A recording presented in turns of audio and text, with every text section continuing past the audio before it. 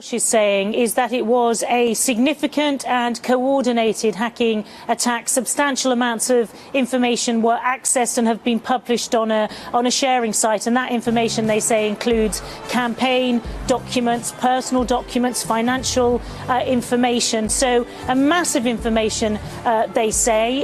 They are not speculating at this stage about who was behind the hack, but certainly a few months ago when there was another hacking activity, they blamed that on the Russians. But they are absolutely in no doubt about what they think the motivation is. They issued a statement last night, and in that statement they said this operation is obviously a democratic destabilization, as already seen in the United States election campaign, to harm the movement En Marche. Now, the Presidential Election Commission in France has actually warned reporters not to publish any details about what information has been hacked and subsequently leaked for fear of actually swaying any voters. This is a very significant day, Gamal, in the sort of election calendar.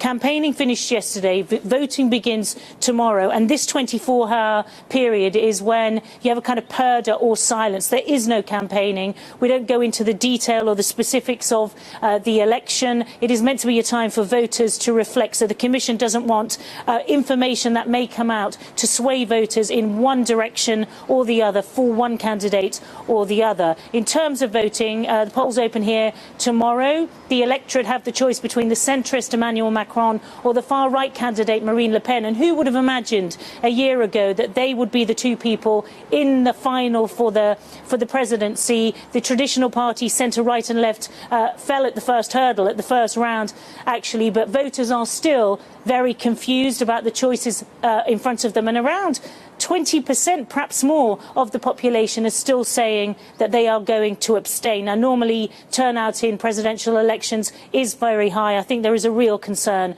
that there could be a very high rate of abstentions.